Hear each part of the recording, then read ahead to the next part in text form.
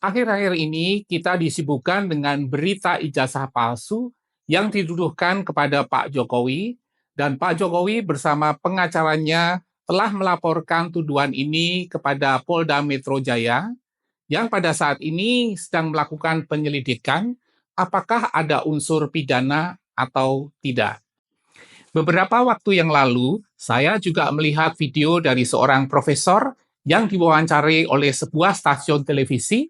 Dia mengatakan bahwa ini masalah forensik dan menganggap bahwa jaksa maupun hakim tidak menguasai hal ini. Apakah statement ini benar? Dan bagaimana membuktikan keaslian dari suatu dokumen dengan prosedur audit, khususnya audit forensik? Ayo ikuti pembahasan pada video berikut ini. Halo Sobat SB, saya Haryo Tinmar. Selamat datang di channel Sukses Bahagia yang akan membahas seputar parenting dan living yang akan membantu Sobat SB untuk meraih sukses dan bahagia. Apa yang dimaksud dengan audit? Biasanya audit itu diartikan dengan pemeriksaan. Audit bisa kita bagi ke dalam dua hal, yaitu external audit dan internal audit. External audit itu adalah audit yang dilakukan oleh kantor akuntan publik yang bertujuan untuk menilai laporan keuangan apakah telah sesuai dengan standar akuntansi yang berlaku umum. Biasanya pada akhir pemeriksaan tersebut, kantor akuntan publik akan mengeluarkan opini. Ada 4 opini, yaitu unqualified opinion, qualified opinion, disclaimer, dan adverse opinion. Yang terbaik adalah yang unqualified opinion, atau kalau diterjemahkan wajar tanpa pengecualian. Sedangkan internal audit itu audit yang dilakukan oleh internal perusahaan. Dalam hal ini internal auditor atau satuan pengawas internal. Tujuan dari internal audit ini adalah untuk mengamankan harta perusahaan, untuk memperoleh data akuntansi yang akurat, untuk mendorong efektivitas dan efisiensi usaha, dan untuk mendorong agar ditaati semua peraturan-peraturan atau ketentuan yang berlaku di dalam perusahaan itu. Di tahun 1980 dan 90, kita mengenal sosok Dr. Munim Idris. Beliau seorang pakar kedokteran forensik yang banyak mengungkap kasus pembunuhan di pengadilan. Pada tahun 1997, di Indonesia juga berkembang audit forensik. Apa bedanya audit umum dengan audit forensik? Audit umum biasanya menyangkut penyajian laporan keuangan, apakah telah disajikan sesuai dengan standar akuntansi yang berlaku umum.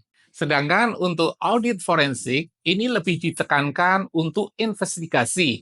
Misalnya, untuk investigasi terhadap suatu korupsi, penyalahgunaan aset, kecurangan, dan penipuan. Salah satu fungsi audit forensik yaitu pengumpulan alat bukti yang sah yang akan dipergunakan untuk proses hukum di pengadilan. Prosedur audit untuk pembuktian keaslian suatu dokumen itu dapat dilakukan dengan yang pertama itu confirming atau melakukan konfirmasi kepada pihak ketiga. Yang kedua, kita bisa melakukan tracing atau menelusuri. Yang ketiga, kita bisa inspecting dan comparing atau inspeksi dan membandingkan. Yang keempat, kita bisa melakukan inquiring atau tanya jawab. Nah, itulah tadi prosedur-prosedur yang relevan yang dapat digunakan untuk pembuktian keaslian suatu dokumen. Misalnya, kita ingin mengetahui apakah sertifikat tanah tersebut asli, maka kita bisa melakukan konfirmasi kepada lembaga yang mengeluarkan sertifikat ini. Dalam hal ini, BPN. Begitu juga, untuk mengetahui apakah BPKB ini asli atau tidak, kita bisa ke Samsat. Jadi, kalau dokumen-dokumen tadi sudah dikonfirmasi kepada lembaga yang mengeluarkan, itu sudah disebut dengan valid. Dan secara hukum sudah dapat dilakukan untuk suatu transaksi. Bagaimana pembuktian suatu ijazah asli atau palsu? Ini juga bisa dilakukan dengan melakukan konfirmasi. Dengan konfirmasi kepada lembaga yang mengeluarkan ijazah tersebut. Jadi dalam hal ijazah Gajah Mada, maka harus dikonfirmasi kepada Universitas Gadjah Mada. Jika Universitas Gadjah Mada sudah mengeluarkan suatu pernyataan bahwa ijazah tersebut asli, maka ini sudah sah. UGM dapat menyatakan bahwa suatu ijazah tersebut asli karena UGM dapat melakukan tracing atau menelusuri. Suatu ijazah akan dikeluarkan pasti ada data mengenai yudisium, pendadaran, skripsi, daftar nilai, bukti penerimaan siswa, dan mungkin bukti-bukti lain yang terkait. Yang ketiga itu inspecting dan comparing atau inspeksi dan membandingkan. Ini sebagai contoh ijazah saya yang dikeluarkan 41 tahun yang lalu. Apa saja yang perlu dilihat? Satu, misalnya ukuran dari ijazah tersebut. Kemudian dari warna ijazah tersebut yang tadinya putih sudah mulai menguning.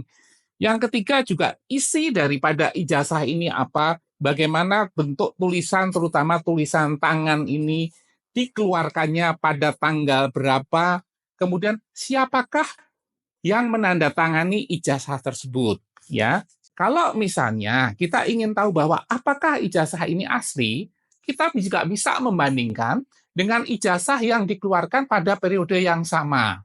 Juga dilihat materai.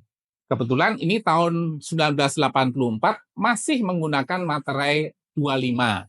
Dan jangan lupa di sini juga ada foto, nomor mahasiswa, dan cap dari universitas tersebut. Secara kasat mata, kita sudah bisa melihat apakah suatu ijazah ini asli atau tidak. Apalagi dengan peralatan yang canggih dari Puslab-4.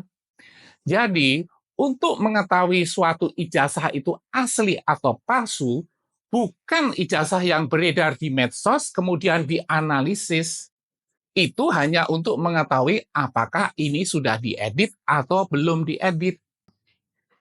Yang keempat itu inquiring atau melakukan tanya jawab untuk memperkuat keaslian suatu dokumen. Misalnya ijazah, bisa dilakukan tanya jawab. Misalnya tanya jawab kepada dosen yang menguji pendadaran. Bisa tanya jawab kepada dosen pembimbing skripsi. Bisa tanya jawab kepada teman-teman seangkatan. Dan lain-lain yang mengetahui bahwa yang bersangkutan pernah kuliah di universitas tersebut. Polisi, jaksa, hakim, pasti mampu mengungkap hal yang mudah seperti ini. Jadi, pembuktian keaslian suatu dokumen nggak perlu ke Amerika. Pesan kepada Sobat SB, ikuti saja pengadilan ini dan percayakan semuanya kepada polisi, jaksa, maupun hakim. Yang kedua, jangan mudah untuk menuduh tanpa memiliki bukti yang kuat. Salah-salah bisa pakai rompi warna oranye, yang pasti bisa menggerus kebahagiaan. Yuk, kita hidup tenang dan bahagia. Nah, itulah tadi analisis dan pendapat saya tentang kasus ijazah palsu. Apabila Sobat SB mempunyai pendapat lain, silahkan berkomentar untuk kita lakukan diskusi lebih lanjut.